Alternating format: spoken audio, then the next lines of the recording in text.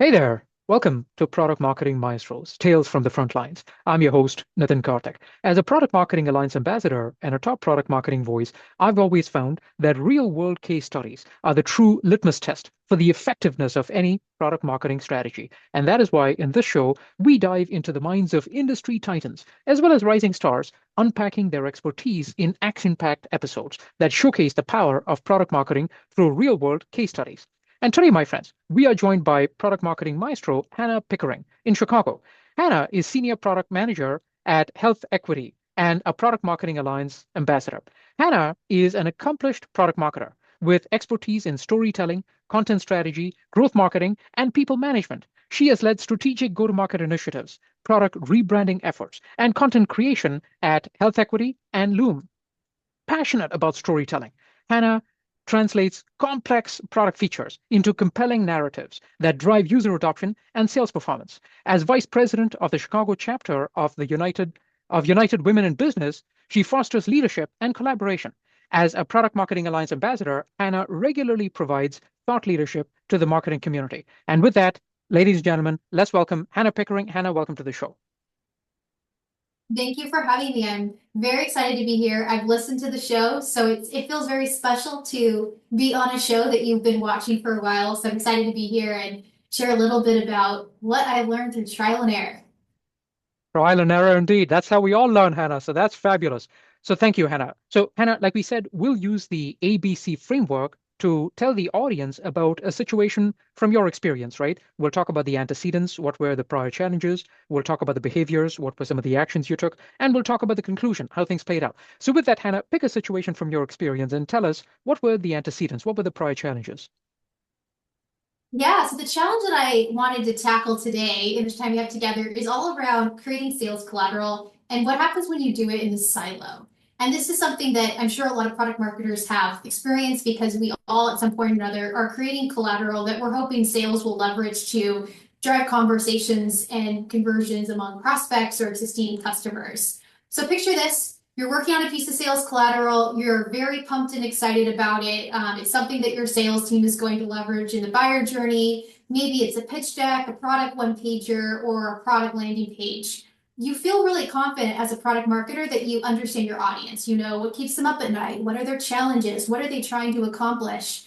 And you think you know what's going to capture their attention and make them listen and take an action. So you finalize the collateral, you get in front of your sales team, and you share what it is and why you created it and how they can leverage it and what sort of outcomes you want it to drive. You don't have a lot of response, but you think, no resistance is a good sign. So you go about your day. Weeks and months go by. You go back to that content as you should to see how are people leveraging it? Is this being shared? Is it being consumed? And you're surprised to see that utilization is rather low. It wasn't getting the shares and views that you really anticipated and hoped it would. Maybe it's not driving the conversions you want to. It's really not moving the needle. And so you come back to your sales team and you ask them and you try to understand what's going on. And they're pretty honest, as I hope they will be, and tell you they're not using it. A few tried and found that it was actually confusing rather than driving clarity. A few felt they hadn't mastered the message enough, so they just didn't feel confident leveraging it. Maybe others forgot it existed, period. You have a problem, and that problem is called creating sales collateral in a silo. Creating sales collateral in a silo. I love this. This is a problem that so many product marketers face. So I think this is going to be absolutely great. So thank you for laying out, Hannah, the challenges that a lot of people face. Now let's talk about the behavior. So given these challenges, what are some of the actions that best-in-class product marketers use? Yes. So, creating anything in a silo, whether it's content or otherwise, is guaranteed to mean it's going to live there. It's not going to get the attention, the eyeballs that you want. And if you're like me, you probably invest a little bit of yourself into every piece of content you create. And you spend hours thinking about the message and the call to action and even things down to the visuals or what's on the banner. And you really want it to be successful. And so here are some tips I have found to help drive that success. So first and foremost, invest in relationships. Spend time getting to know your sales team and building trust. I know this sounds like a no-brainer, but I think it's something that it's easy to forget in the busyness of the work. Find ways to make a difference in their work. As you get to know your sales reps, identify the people who are the champions or potential champions of what you're doing. Look for sales reps who are really passionate about the customer. They really understand the market or the pain points. They are very excited about trying out new content and messaging in the market to test and learn. And so look for those people who you could potentially partner with as you're building the collateral. Understand their point of view. Know that they're always not always going to approach the market or your customers or personas the same way you maybe are. They're thinking about the content and what it's going to do perhaps a little bit differently. They're focused on getting that next conversation, booking that next meeting, moving the buyer down to the next, sales stage. And so really try to match and marry up how what they're trying to accomplish and what you're building with the content and see how it can help them move the needle and help them be successful in what they're trying to do. Put yourself in their shoes. You're a product marketer. You're not a sales rep. Maybe you were in the past. I've met product marketers who have been, and you probably understand this a little bit better, but really reach in and be empathetic. Try to understand what they're facing when they're using the content you're creating. Hop on a call, or at best, ask them to pretend to be the prospect and grill you.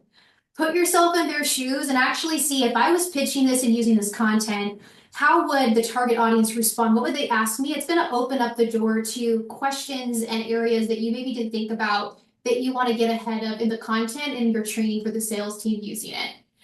Build with them, not for them. This is something I am extremely passionate about. The best performing content I've ever created is content I built with sellers. And of course, I'm still the owner of that collateral. I'm driving the strategy and the execution, but I'm working with them side by side and taking in their inputs and then actually getting out with them and testing the content in the field before you finalize your version. You want to build sort of a minimum viable product that you can take out and test before you take the content to the world. And so look for those opportunities to do that with them. And then finally, stay humble. This is something that I remind myself every day. You constantly have to take your ego out of the equation. It's very easy to become emotionally attached to your work. And if something's not working, take it personally. Don't. Know that it's an opportunity to test and learn and maybe pivot and try something else. And so if a seller's coming to you and saying, hey, this deck isn't cutting it, investigate, understand, maybe it's not a systemic problem. Maybe they need some coaching one-on-one, but really think about and put yourself in their shoes and put the customer at the center of it all. You and the seller are together trying to accomplish the same thing at the end of the day. You're just approaching it from different angles. Wow, look at that. You've given us a prescription of exactly how to follow these steps. This is absolutely fabulous. So thank you, Hannah. So now, Hannah, bring it home. So tell us the conclusion, right? When you've experienced these challenges and you've implemented these strategies, how have these situations played out for you? It makes all the difference. Every single thing I've tried, I've learned this the hard way, but really building with your sales team to create that collateral makes all the difference. And like I mentioned, the best content I've seen is ones where I created it with sellers. I trained sellers on how to use it with sellers, and really got them invested and bought into the content. One of the conclusions that I think and the outcomes this will help drive is that you'll just be in a better position to create content that's effective. Again, whether that's trying to move a prospect through the buyer journey or trying to get someone converted on a web page, you're better understanding what's the right tactics you can leverage and what can you incorporate in your content to help drive that behavior. As you build trust, you build influence. And that's something else that I've learned too, is as you're working with the sales team and creating collateral and finding your champions who can go out and get their peers to use the content you're creating, you do build influence. And it will be more likely that in the future, those folks will come back to you with feedback, or they'll be excited about working with you on a new piece of content you're creating. They want to be part of that process. It's almost like they get FOMO, and they want to be a part of it because people want to be a part of something bigger. And so really invest in building that trust with them so that you can build that influence and cash in on that later on when you're developing new collateral. And then finally, the ultimate outcome you want to drive is greater utilization of your content. The last thing you want to do is create something, put it out there, and it never sees the light of day. And so there's a lot of ways to measure that, whether it's content views, shares, clicks, conversions, etc. Keep coming back to that content over time, at regular intervals to understand what's working, what's not working. It may be that you need to revise things as time goes on. So stay really close to your sales team. Marry up that anecdotal feedback you're hearing with also what the data is telling you to really understand where you need to take your content next. Fabulous, fabulous, absolutely fabulous. Excellent advice. So thank you, Hannah, for taking us through that whole case study. I feel that I learned a lot. I'm sure the audience will learn so much as well. So Hannah, tell us, if people wanted to find out more about you and what's next, where can they do that? Yeah, so I'm active on LinkedIn. Who isn't? So you can connect with me on LinkedIn. If you search Hannah Pickering Chicago, I should pop up. I'm there every day. I would love to say hello. We can trade tips and learnings of the joys and challenges of sales collateral. I'm also a Product Marketing Alliance ambassador, and I'm a member of the Slack community. I'm also there every day. So if you're active in the Slack community, feel free to reach out and say hello. And then finally, if you're Chicago based, I will be at the Chicago Summit, Product Marketing Alliance Summit in November. So let me know if you're going to be there. I'd love to say hello or grab some coffee. Wonderful, wonderful, brilliant. Thank you so much, Hannah. Folks, there you have it. Definitely reach out to Hannah for more great insights like this, and armed with that knowledge, onward and upward.